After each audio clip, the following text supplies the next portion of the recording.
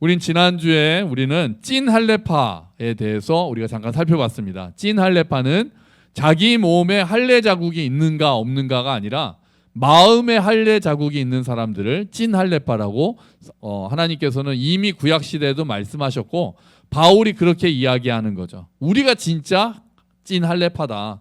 몸에 상처 내는 게 중요한 게 아니라 마음에 할례를 하고 하나님 앞에 서 있는 사람들이 진짜 할례파다. 그러면서 어떤 사람이라고 얘기했냐면 세 가지를 얘기했어요. 하나는 하나님의 영으로 예배하면서 섬기는 사람들, 영과 진리로 예배를 하는 우리가 찐 할례파다. 두 번째는 그리스도 예수로 자랑하는 사람들, 나의 가진 것들을 자랑하는 것이 아니라 예수를 자랑하고 예수 안에서 자랑하는 사람들이 진짜 할례파다. 그렇게 얘기했고요. 세 번째로는 나의 육체를 신뢰하지 않는 사람들, 내 육체, 내가 내세울 것이 있다는 그것을 믿지 않고 오직 우리는 연약하지만 하나님의 은혜로 자녀가 되었다라고 생각하는 사람들이 바로 진짜 할례파다. 바울은 그렇게 얘기를 했어요. 그러면서 그 얘기를 막상 하고 보니까 육체를 신뢰하지 않는 사람이 진짜 할례파야 이렇게 얘기를 하다 보니까 딱 그 반대에 서 있는 사람들이 율법주의자들이었던 거예요. 율법주의자들은 자기의 육체를 신뢰하고 있었습니다. 여기서 육체를 신뢰한다는 것은 꼭 내 이 살을 가진 육체만 신뢰한다는 것이 아니라 자기가 지니고 있는 타고난 것 또는 자기의 노력으로 얻은 것들을 통해서 하나님께 나아갈 수 있다고 생각하던 사람들이 육체를 신뢰하던 율법주의자들이었던 거예요. 그런 사람들은 자랑거리가 많았어요. 야, 율법을 지켜야지. 야, 그래도 할례를 받아야지. 이런 얘기들을 막 한단 말이죠. 바울이 그 사람들이 하는 걸 보니까 가짜는 거예요. 야, 그렇게 따져? 너네 그런 걸로 하나님께 인정받을 수 있다고 생각한단 말이야? 그렇다면 나야말로 하나님 앞에서 1등 백성이야. 이렇게 얘기하는 거죠. 내가 보니까 야, 내가 지금까지 말을 안 해서 그런데 좀 내가 썰을 좀 풀어볼까? 이렇게 얘기하는 거예요. 내가 이런 얘기까지는 안 하려고 했는데 한번 자랑을 해볼까? 내가 너네보다 꿀려서 내가 가만히 있는 게 아니라 한번 내가 얘기를 해줄게. 그러면서 자기 자랑을 시작을 하는 거예요. 자격으로 따진다면 자기가 가진 것만큼 자격이 있는 사람이 없다는 거예요. 나보다 자격 있는 사람 나와봐. 내가 지금부터 얘기할 테니까 한번 들어봐라 라고 하면서 바울이 얘기하는 것이 5절부터 쭉 나오는 거예요. 5절에 보니까 첫 번째는 7가지를 자랑하거든요. 그 중에 4가지는 자기가 태어나면서부터 가지고 있던 거, 자기의 노력으로 얻은 게 아닙니다. 3가지는 자기의 노력으로 얻은 거예요. 그러니까 자기가 가지고 태어난 금수저 같은 거죠. 자기가 가지고 태어난 것들, 또 자기가 노력해서 얻은 것들이 오늘의 자기를 만들었어요. 예를 들면 이런 거죠. 첫 번째는 야, 나는 난 지 8일 만에 할례를 받았어. 그러니까 처음에 일부러 할례 얘기를 한 것 같아요. 할례를 주장한 지금 율법주의자들이 할례에 대해서 주로 따지기 때문에 나 할례 받았는데 나 8일 만에 받았어. 난 지 8일 만에 받았다는 거는 유대인 가정에서 태어났다는 거예요. 나중에 예수를 믿은 사람들은, 유대교로 개종한 사람들은 성인이 돼서 할례를 받고 유대교로 개종했단 말이에요. 근데 난 지 8일 만에 할례를 받았다는 거는 나는 정통 히브리인으로 태어났어. 이 얘기를 하는 거죠. 나는 일단 난 지 8일 만에 할례를 받았어. 자기 가정 배경을 자랑하는 거예요. 그리고 나는 이스라엘 족속이야. 혈통으로 이스라엘 족속이야. 이방인이었다가 뭐 유대교로 개종한 게 아니라 나는 이스라엘 족속으로 아주 혈통적으로도 완벽해. 그리고 나 베냐민 족속이야. 베냐민 족속은 이스라엘 초대 왕 사울이 나온 자리잖아요. 그러니까 왕족이야. 그러니까 좀 뼈대 있는 가문이야. 우리식으로 말하면 옛날에 요즘엔 좀 덜한데 뭐 전주 이씨 가문이 우리 조선 왕조의 그 왕가고 뭐 저 신라의 왕가 경순 김씨 막 이런 거 있었잖아요. 그래서 우리나라도 뼈대 있는 가문 뭐 이런 거 얘기하듯이 나 베냐민 지파 사람이야. 나 뼈대 있는 가문이야. 그렇게 이야기를 합니다. 그리고 히브리인 중에 히브리인이다 이렇게 얘기를 합니다. 당시 유대인들은 이제 흩어져 사는 사람들이 많았잖아요. 그래서 디아스포라 유대인이라고 하거든요. 그 사람들은 히브리인이긴 한데 히브리어를 모르는 사람들이 있습니다. 지금 우리나라로 예를 든다면은 외국에서 태어나서 한국인 2세들 중에 한국말을 잘 못하는 사람들도 있잖아요.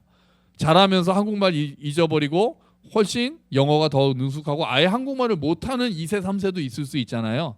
그런 사람들이 아니다. 나는 바울은 디아스포라였거든요. 다소에서 태어났잖아요. 그러니까 유대 밖에서 태어났단 말이에요. 이스라엘 밖에서 다소에서 태어났지만 정통 히브리 교육을 다 받아서 히브리어도 능통하고 히브리어의 히브리 전통에 나는 아주 다 익숙한 사람이야. 히브리인 중에 히브리인이다. 나는 제대로 교육을 받았다. 그런 얘기를 합니다. 이게 네 가지가 바울이 얻은 거예요. 태어나면서부터 자연스럽게 얻은 거예요. 그러니까 좋은 가정에서 태어났다, 좋은 혈통을 가지고 있다 자랑하는 거죠. 그리고 나서는 세 가지는 자기가 얻은 거예요. 율법으로는 바리새인이야 나. 바리새인은 혈통으로 되는 게 아니거든요. 당시 바리새인은, 우리는 바리새인에 대해서 부정적인 생각이 많잖아요. 예수님하고 하도 사이가 안 좋으니까. 근데 당시의 바리새인들은 굉장히 이스라엘 백성들로부터 존경받던 사람들입니다. 왜냐하면 당시의 기득권층인 제사장, 사두개인들이 워낙 로마 권력하고 붙어가지고 부패했었기 때문에 바리새인들은 그거를 저항하면서 야, 율법을 따라서 거룩하게 살아야 되는 거 아니야? 라고 하면서 나온 평신도 운동이었거든요. 평신도 지도자들이었어요. 그러니까 백성들이 볼 때 기득권층인, 지금으로 따지면 예를 들면 뭐 목회자 그룹은 너무 부패했는데 평신도 그룹이 우리는 말씀을 연구하고 말씀대로 삽시다 이렇게 하면서 나름 겉으로 보기에 거룩한 삶을 사니까 굉장히 존경감 받았던 사람들인 거죠. 바리새라는 뜻 자체가 구별됐다라는 뜻이거든요. 나 율법으로는 바리새인이야 그렇게 얘기를 하는 거예요. 그러면서 열심으로는 교회를 핍박해서 얘기합니다. 그러니까 대충 율법을 따른 사람이 아니라 하나님의 뜻, 하나님을 기쁘시게 하는 일이라면 나는 앞장서서 했던 열성파, 나는 열심히 있던 사람이야. 그렇게 이야기를 하는 거죠. 그리고 율법의 의로는 흠이 없었다. 그러니까 그 율법 규정들을, 십계명을 비롯한 율법 규정들을 다 열심히 지키고, 그게 혹시 지켜지지 않으면 제사를 지내서 죄를 사함받고, 그래서 하나님 보시기에 나는 완벽한 의인이었다라고 얘기를 하는 거예요. 자기가 타고난 것, 자기가 한 것, 그렇게 해서 자기를 이런 걸로 따진다면 야 너희들 다 꿇어! 이렇게 되는 거죠. 나보다 더 잘난 사람이 있어 이 중에? 너희 율법을 주장하고 할례를 주장하는 사람들 중에 이런 나보다 더 앞선 사람이 있어? 하면 나와봐. 바울이 도전하고 있는 거예요. 그런데 그렇게 바울이 자기 자랑을 해놓고는 실제로 하고 싶은 말이 뭐냐 하면은 놀라운 고백을 하는 거예요. 그게 다 유익인 줄 알았는데 다 나는 이제 해로 여긴다고 합니다. 여기서 해로 여긴다는 것은 손해라고 얘기하는 거예요. 그렇게 자신만만하게 자신이 다 좋은 것을 받았고 하나님의 뜻을 따라 살기 때문에 하나님으로부터 하나님의 백성이라고 인정받았다고 생각했던 바울이 다메섹을 가다가 예수님을 만난 이후에 그 생각이 완전히 바뀌어버린 거예요. 그런 걸로는 하나님의 백성이 되는 게 아니었구나라는 것들을 알게 된 거죠. 여기서 유익한다는 말이 있잖아요. 우리가 그 7절에 보시면은 그러나 한번 7절 같이 읽어보죠. 그러나 무엇이든지 내게 유익하던 것을 내가 그리스도를 위하여 다 해로 여길 뿐더러 아멘. 여기서 유익과 해는 경제 용어입니다. 경제 용어. 그러니까 여기서 해라는 거는요 손해라는 뜻이에요. 그 대차대조표라는 걸 쓸 때 한쪽에는 이익이 난 걸 쓰고 한쪽에는 손해, 적자, 흑자, 적자라고 생각하시면 좀 더 우리가 쉽게 볼 수 있어요. 그러니까 바울은 자기가 이쪽에 막 기록을 한 거예요. 한쪽에다가 나는 8일 만에 할례 받아서 나는 히브리인이야, 교육 제대로 받았어, 율법 잘 지켰어, 우와 나는 아주 흑자야 이렇게 생각을 했었는데 예수를 만나고 보니까 자기는 적자라고 봤다는 거예요. 자기가 적자라는 걸 알게 됐다는 거예요. 그러니까 어떤 사람은 이렇게 표현했어요. 야 나는 이렇게 내가 육체적으로 따지면 내가 가지고 있는 거 내가 한 일로 따지면 나는 백만장자인 줄 알았어. 그런데 예수님을 만나서 보니까 나는 파산자였구나. 나는 사실은 하나님 앞에서 파산한 사람이었구나라는 걸 깨닫게 됐다는 거예요. 예수를 만나고 나니 그런 걸로는 하나님께 인정받을 수 없다라고 한다는 거죠. 그래서 바울은 자기한테 자랑거리가 될 수밖에 없었던 그 많은 것들을 다 똥으로 여겼다고 얘기합니다. 배설물로 여겼다는 것은 똥으로 여겼다는 거예요. 그게 오히려 예수를 만나는데 방해가 되었기 때문에 그런 것들을 다 버렸다라고 표현하는 거예요. 그런 걸로는 하나님의 백성으로 인정을 받을 수 없었고 그런 걸로는 오히려 예수를 만나는데 걸림돌이 됐기 때문에 그것들을 다 버리게 됐다라고 이야기를 합니다. 그래서 8절에 보시면은요. 8절을 보시면 그리스도를 아는 지식이 가장 고상하다라고 돼 있잖아요. 이 번역이 굉장히 고상하거든요. 여기서 가장 고상하다는 거를 경제 용어로, 이것도 원래 경제 용어예요. 그래서 어떻게 바꿀 수 있냐면은 대박이다 이렇게 바꿀 수 있어요. 대박이다. 너무 고상하게 번역했다는 학자들이 많아요. 내 주 그리스도 예수를 아는 지식이 가장 압도적으로 유익이다. 우리가 좀 더 아까 말씀드린 또 그게 대박이다. 이쪽에 있는 것들 내가 다 이익이라고 생각했던 것들이 다 손해였고 나는 파산했었는데 그런 것들을 다 잃어버리더라도 내가 예수를 알면은 그거야말로 대박이다 이렇게 얘기를 한다는 거예요. 그러니까 모든 것을 잃는다 해도 예수님을 안다면은 남는 장사다라는 거예요. 남는 장사. 다 잃더라도 예수만 제대로 안다면은 남는 장사라는 거예요. 반대로 말하면 모든 것을 가지고 있어도 예수님을 모르면 손해보는 장사죠. 파산한 거랑 같다는 거예요. 그렇다면 왜 모든 자랑거리를 버리고 예수님만 알아도 그게 남는 장사입니까? 왜 그게 남는 장사예요? 그래야 하나님의 의의를 우리가 가질 수 있기 때문이라고 바울은 이야기합니다. 자, 여기서 예수님을 안다는 것은 예수님에 대한 정보를 안다는 게 아니죠. 객관적인 지식을 안다는 게 아닙니다. 성경에서 안다는 단어가 나오면은 관계적인 언어입니다. 우리도 나 그 사람 좀 알아 이렇게 얘기할 때는 그 사람 이름 알고 그런 게 아니잖아요. 그 사람이 어떤 사람인지 내가 그 사람의 좀 성격이나 그 사람의 진짜 모습을 좀 안다고 할 때 좀 안다 이렇게 표현하잖아요. 성경에서 안다라고 얘기할 때 하나님을 안다, 우리가 여호와를 힘써 알자라고 하면 하나님의 어떠한 분이신지를 우리가 관계를 가지고 친밀하게 알자는 뜻이거든요. 예수를 안다는 것은 예수님이 어떠한 분이신지 내 마음 깊은 곳에서 알기 시작한다는 뜻이에요. 예수님이 어떤 분이시고 무엇을 하셨는지를 마음으로 알고 믿는 그 지식, 그게 대박이 되는 지식이 되고, 그럴 때 그런 지식이 있을 때 그렇게 예수님과 관계를 맺었을 때 우리가 하나님의 의를 받게 된다고 바울은 얘기하는 거예요.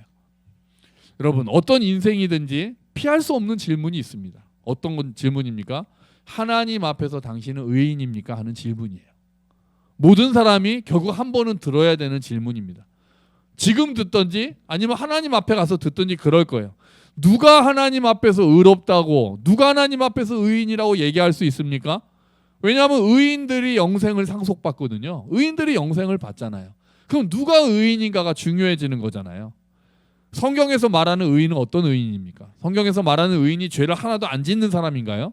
그런 사람은 없습니다. 의인은 없습니다. 성경에서 말하는 의인은 하나님과의 관계가 바르게 된 사람이 의인입니다.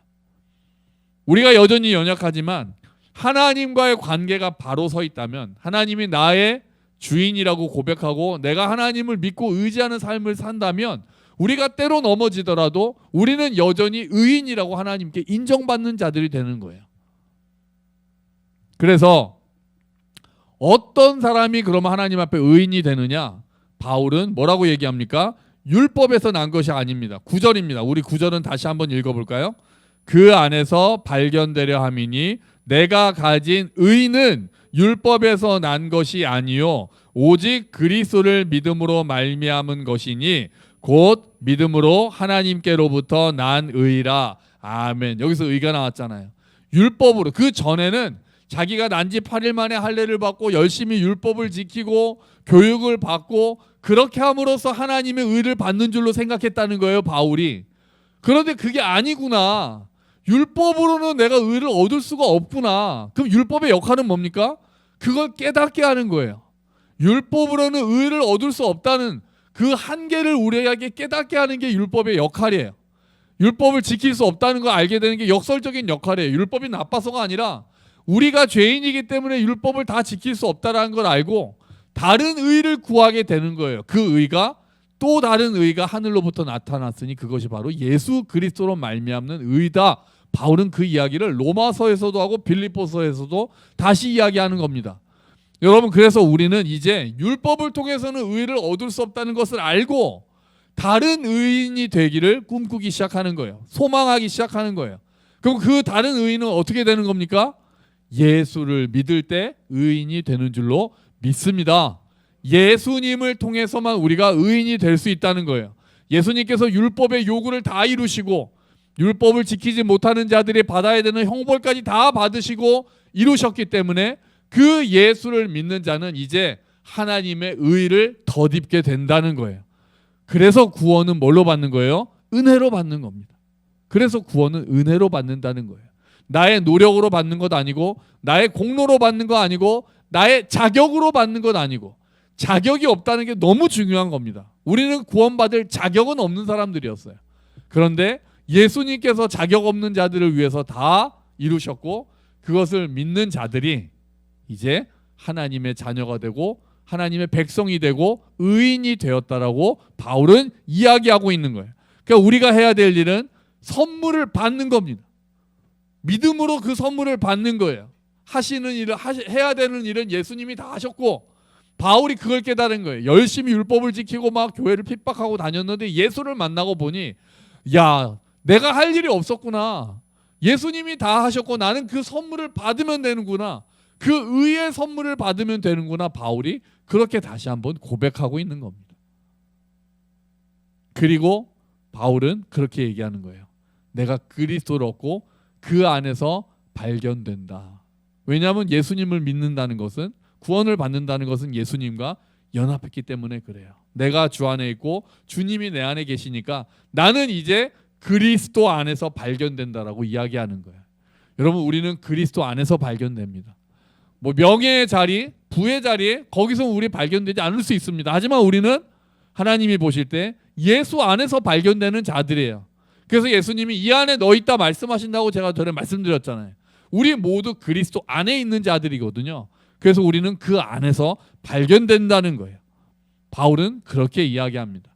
아, 내가 이때까지 쌓아왔던 것들이 똥이구나. 그렇게 얘기합니다. 예수님 앞에서는. 하나님 앞에서는 그 모든 것들이 하나도 소용이 없구나. 잔뜩 싸질러 지고 가서 하나님 앞에 서서 제가 이런 거 하고 열심히 이렇게 했으니까 하나님 저 하나님의 자녀죠 라고 했을 때, 아니 나는 너 모르겠는데 할 수도 있다는 거죠.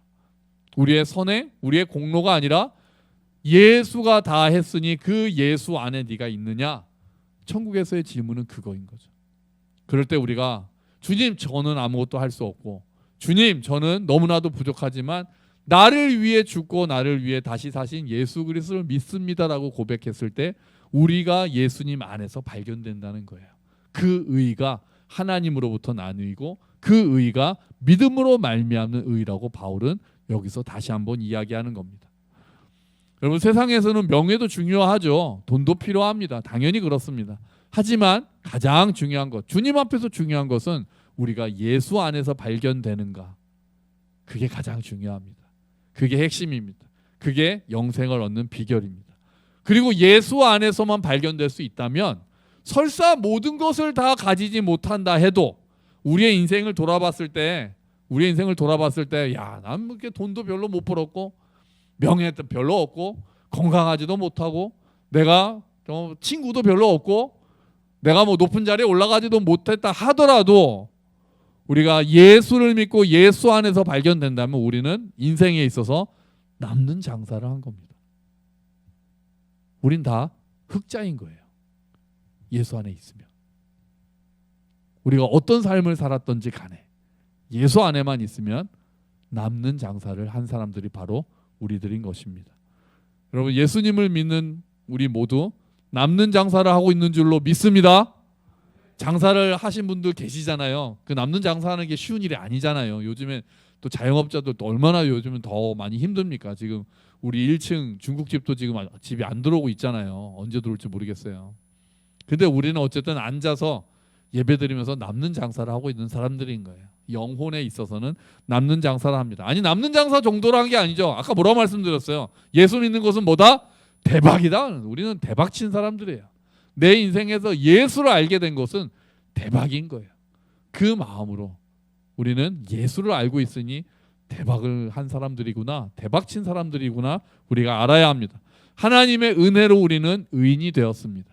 하나님의 은혜로 우리는 대박을 얻었고 하나님의 은혜로 영생에 들어가게 되었습니다. 이 은혜를 감사하며 믿음으로 남는 삶을 살아가시기를 주의 이름으로 축원합니다. 아멘. 우리 같이 기도하죠. 하나님 아버지, 우리가 모든 것보다 가장 중요한 것은 예수 그리스도를 아는 지식임을 고백합니다. 주님, 그 예수를 더 알기를 원합니다. 우리가 예수님 안에서 발견되어 이미 남는 장사를 하고 대박을 얻은 사람들이니 그것을 더 알고 누릴 수 있도록 도와주시옵소서. 우리 함께 기도하겠습니다.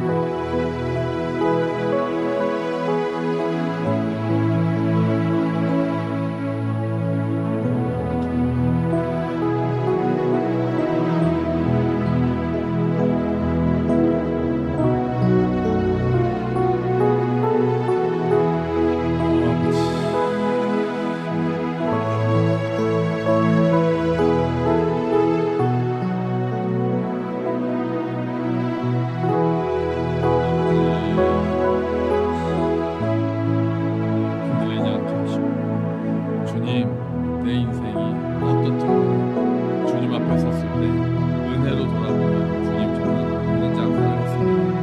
저는 대박 인생을 살았습니다라고 고백할 수 있는 우리가 될 수 있도록 주님 도와주시옵소서. 예수를 믿는 것이 가장 고상한 것이고 예수를 믿는 것이 가장 이익이 되는 일이고 예수를 믿는 것이 가장 유익이 되는 길을 알게 하시고 그 이익을 누리면서 살아가는 우리가 될 수 있도록 주님 도와주시옵소서. 정말 우리의 것을 자랑하는 것이 아니라 예수를 자랑하고 구원을 자랑하고 십자가를 자랑하고 복음을 자랑하는 우리가 될 수 있도록 주님 도와주시옵소서. 오 아버지,